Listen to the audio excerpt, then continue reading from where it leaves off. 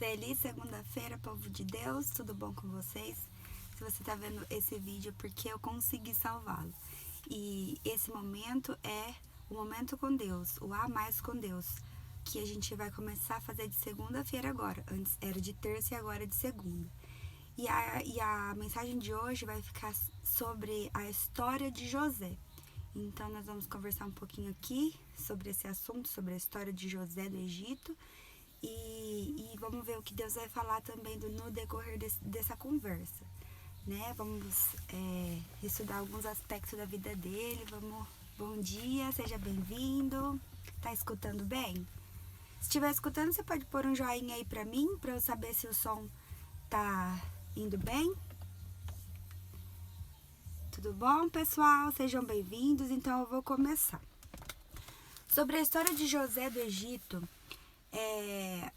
eu quero falar o campo. Bom dia, amiga. Tá escutando bem? Coloca um joinha aí pra mim.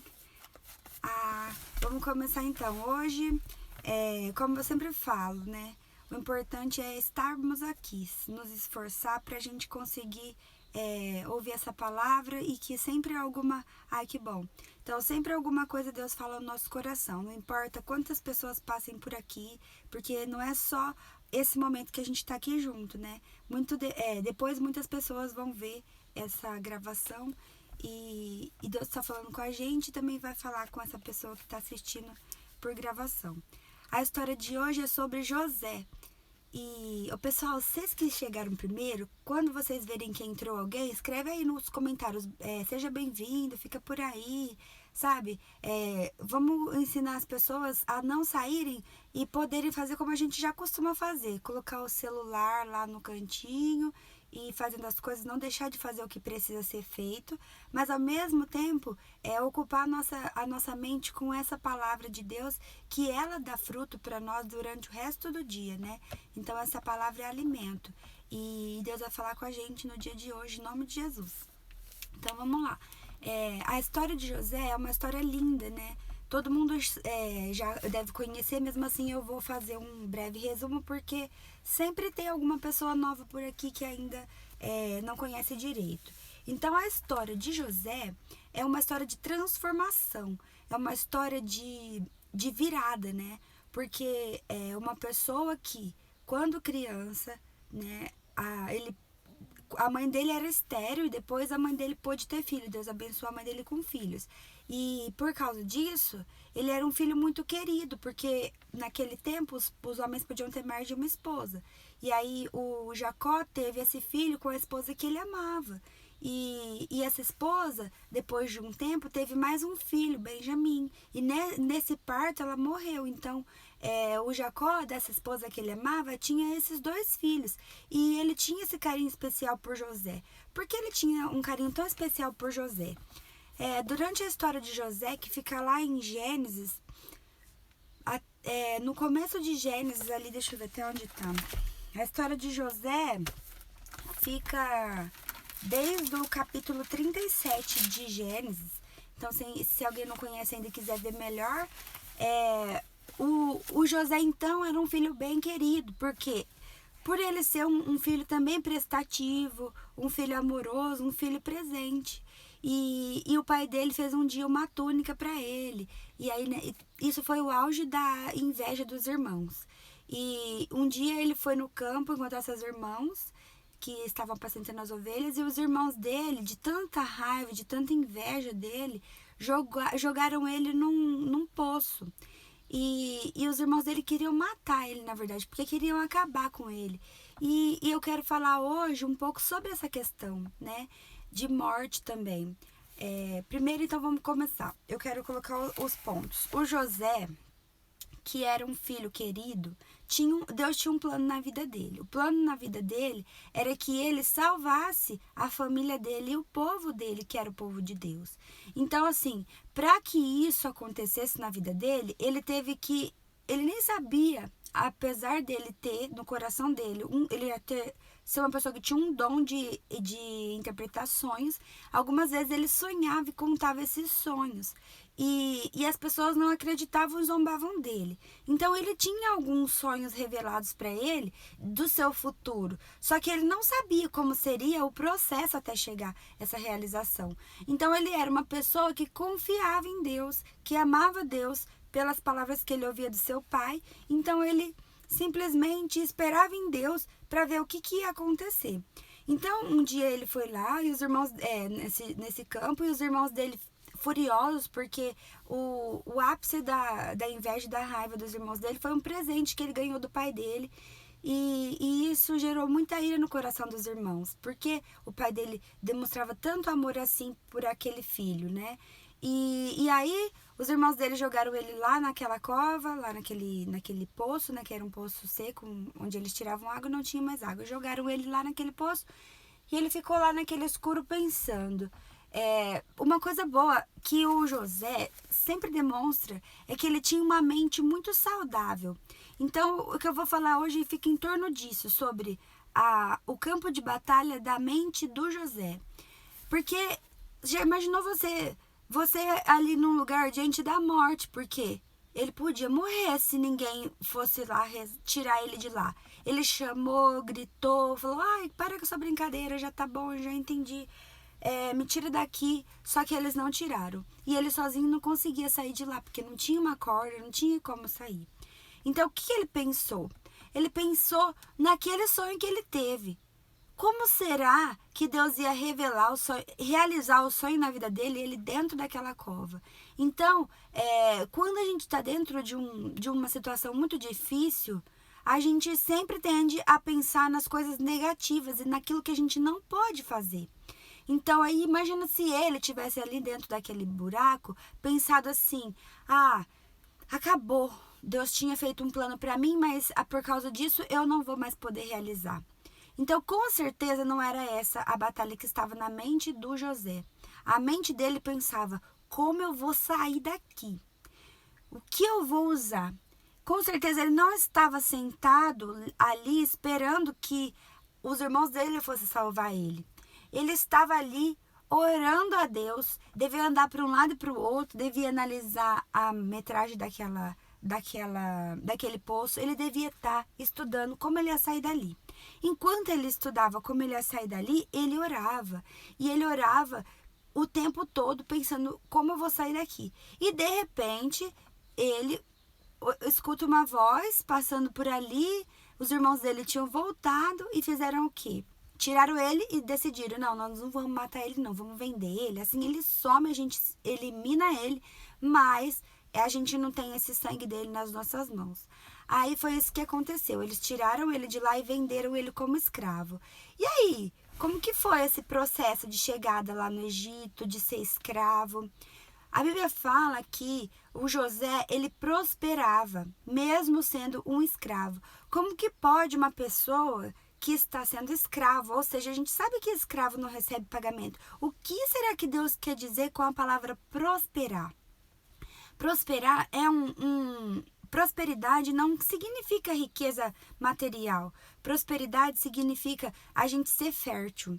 A gente ser fértil nas nossas atitudes, nas nossas palavras. Por quê? Porque qualquer coisa que a gente use em favor de crescimento de alguém, isso é fruto.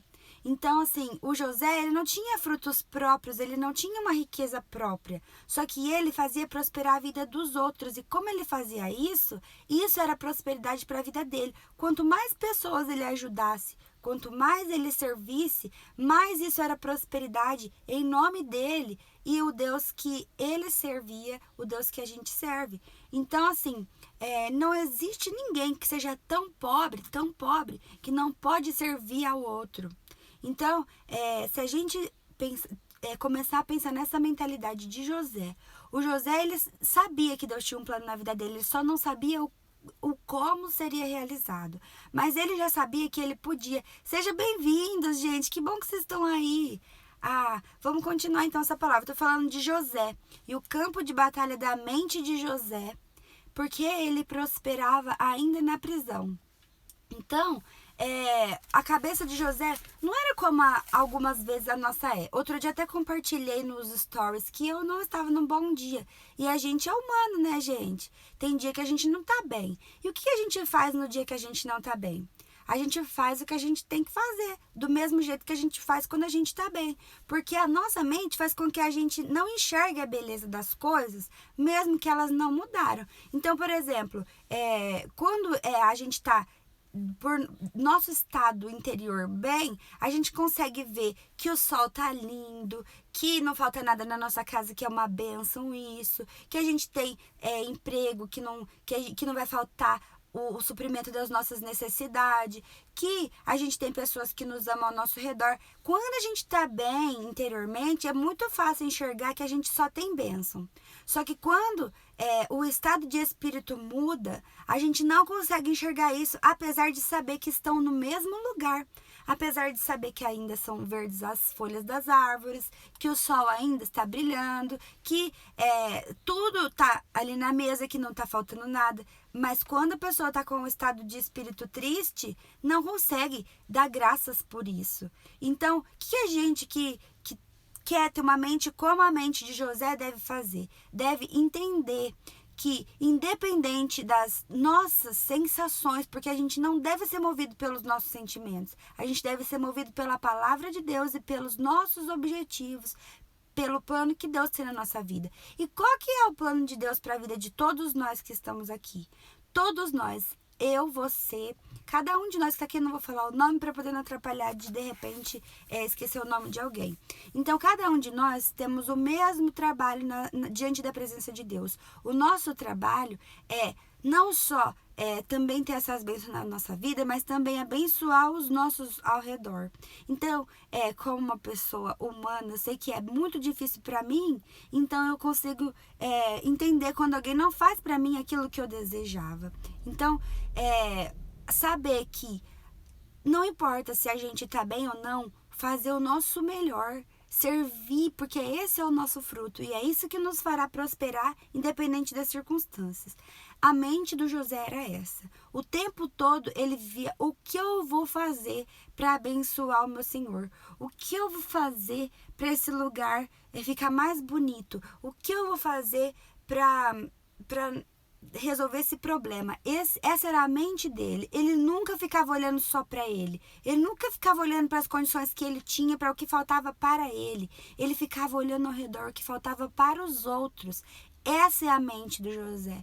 Essa é a mente que eu quero ter, que eu ainda não tenho, que todo dia eu fico pedindo a Deus, que quando eu vejo o quanto eu faço para alguém, aí eu fico pensando, eu faço muito, mas a hora que a pessoa fala para mim que na verdade eu não faço nada, isso me faz aprender que eu preciso fazer mais, que qualquer coisa que eu faço é pouco. É como a Bíblia fala, que se a gente servir como a gente deve, ainda esse serviço é como um trapo de imundície. O que é um trapo de imundície? Um trapo que a gente limpa as coisas, ele serve para aquilo, não é mesmo? E só para aquilo. Então não serve para mais nada além daquilo. E a gente não pode servir como um trapo de imundície, que só serve para aquilo que a gente foi designado. A gente tem que conseguir fazer mais. E quando a gente conseguir fazer mais, então a gente vai estar assim prosperando. Então, se a gente faz só o que que a nossa obrigação, é pouco. Tá? E aí, nossa, mas é muito cansativo. É verdade, é muito cansativo mesmo. Mas Deus nos dá força. E é isso que faz a diferença na nossa vida. Então, as características do José é que ele não olhava assim para as circunstâncias como o que ele podia resolver para ele. Ele resolvia as coisas para os outros e automaticamente ele prosperava muito, porque todo mundo queria estar perto dele. Mesmo longe da família dele, mesmo longe de tudo que ele tinha, ele não olhava para trás, ele só olhava para frente. Ele sempre pensava, Deus tem o melhor para mim. O que Deus prometeu tá mais perto agora. Tá mais perto agora do que antes. Então, o que ele fez? Ele morreu. Ninguém mais ouviu falar. Na onde ele morava, ninguém mais ouviu falar. Então, lembra que eu comecei a falar esse tempo agora sobre essa mudança geográfica que faz com que Deus cumpra o seu propósito na nossa vida. Então, José foi uma pessoa que foi geograficamente mudado de lugar. Né? E aí, lá naquele lugar que era totalmente distante de tudo que ele conhecia, ali Deus cumpriu o propósito na vida dele. Só que agora que eu vou entrar nessa parte que foi forte pra mim entender. Que quantas vezes na vida da gente, a gente queria ter uma nova oportunidade. A gente queria assim, nossa, se eu acabasse com esse sofrimento, olha, quem nunca pensou em morrer? Se alguém aqui, que tá aqui agora vendo, nunca pensou em morrer, Deus te abençoe, que seja sempre assim na tua vida. Mas eu já, sempre assim quando eu era jovem, quando eu era mais nova, aquela fase da adolescência, é terrível a adolescência, né? Porque a gente acha que não serve pra nada, e na verdade a gente não serve mesmo. E é uma prisão aquilo, que se a gente realmente não servir, não mudar a circunstância, a gente se oprime de uma maneira, porque a gente só enxerga a nossa circunstância, a gente não olha ao redor. Então assim, a gente tem uma oportunidade de nascer de novo. E essa oportunidade é quando a gente aceita que só Deus pode transformar a nossa vida. Que sem Ele, a gente é como um celular sem bateria.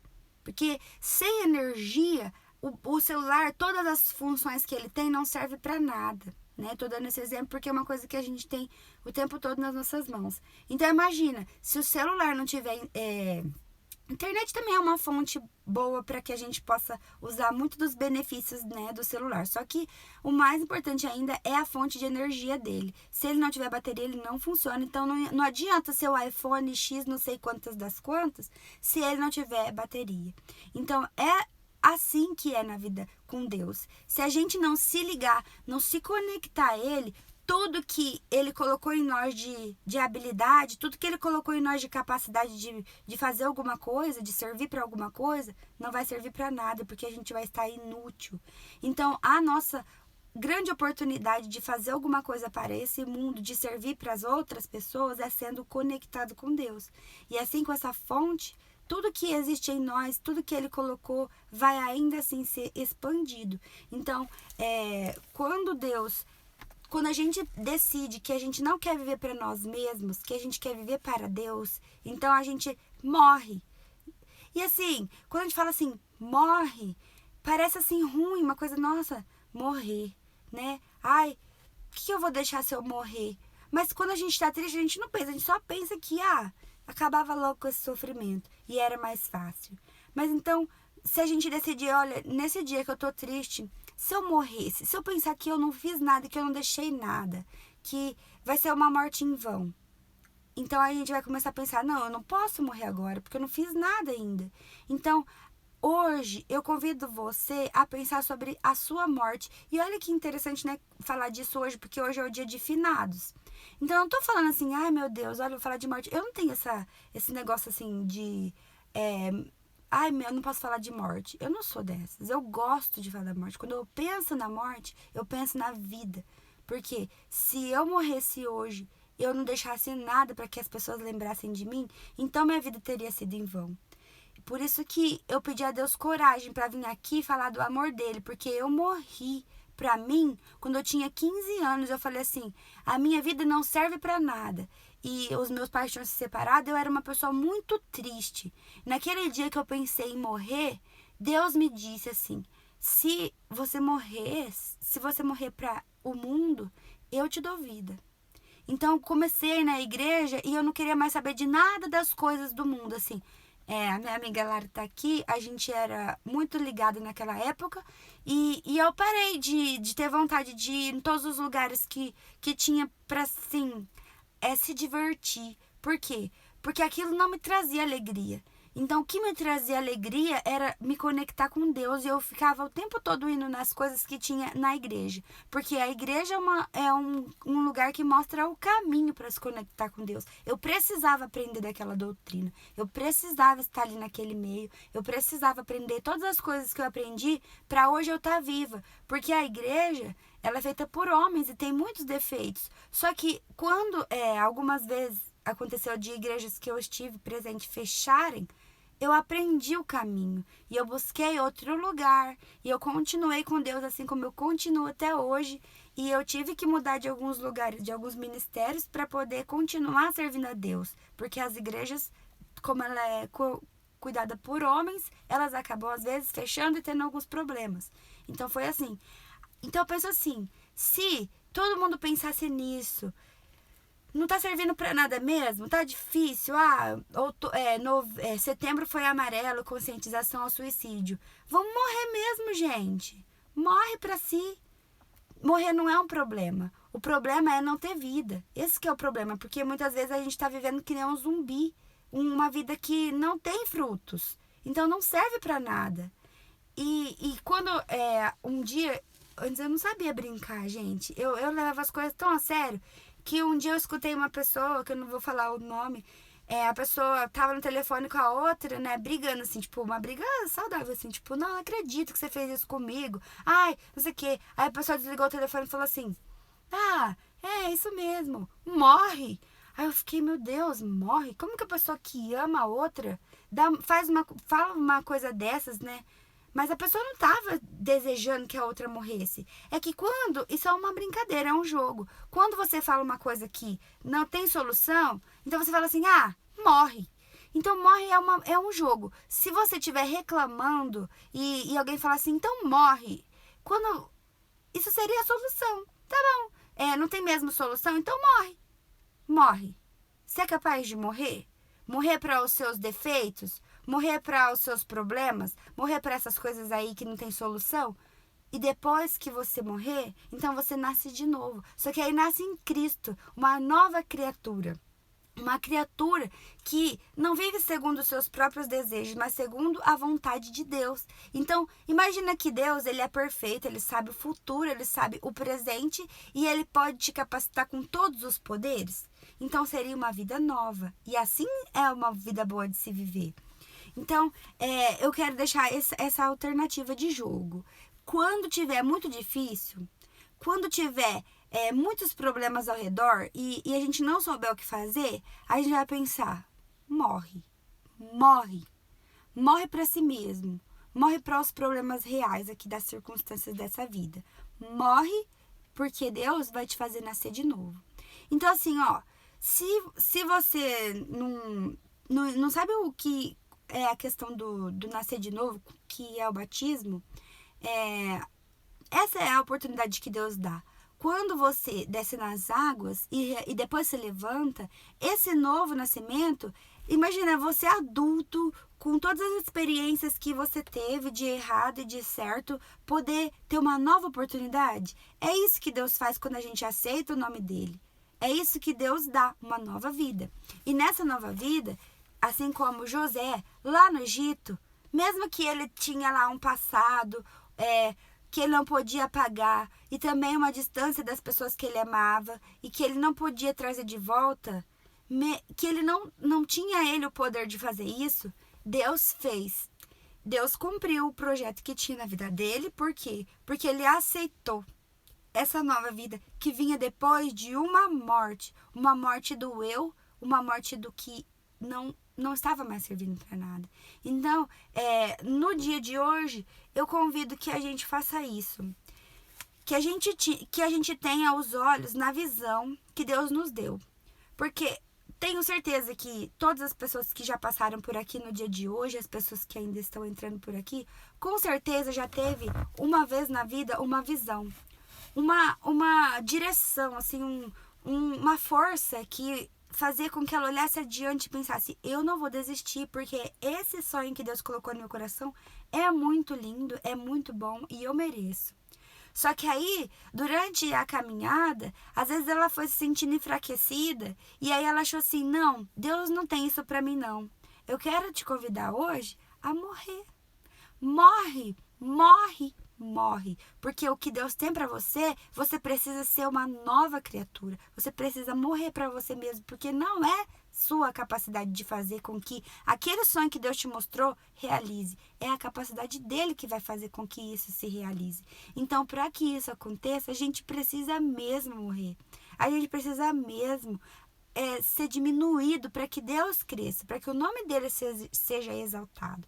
Então, eu quero lembrar eu quero falar um versinho de uma poesia.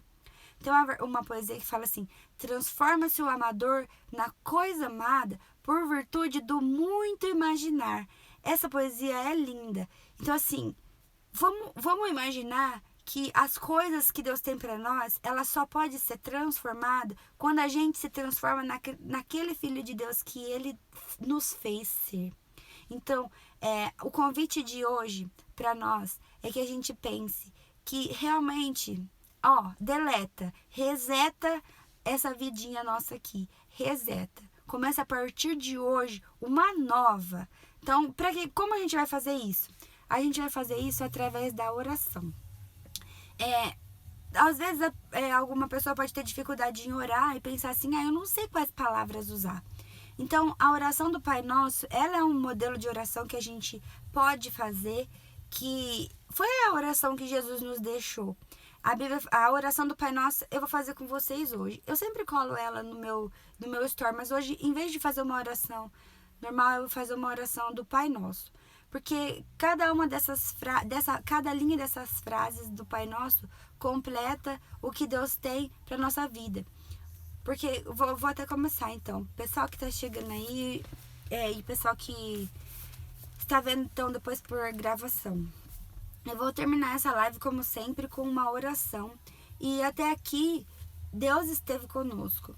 Até aqui Deus mostrou que para que a gente possa vencer, a gente tem que ter a mente de José. E para a gente ter a mente de José, a gente tem que ter a visão no alvo. E para a gente estar com a visão no alvo, trabalhar a nossa mente, os nossos pensamentos, não naquilo que a gente está vendo agora, mas naquilo que Deus planejou para nós, a gente precisa fazer com que a nossa mente seja alimentada com esse plano. E para alimentar a nossa mente com esse plano, a gente tem que diminuir a nós mesmos, diminuir os nossos pensamentos, porque esse eco que é muito nosso de ouvir o mundo assim, acaba fazendo com que a gente seja sufocado. Então eu vou fazer a oração do Pai Nosso e a gente vai fechar essa live. Então não sai daí não.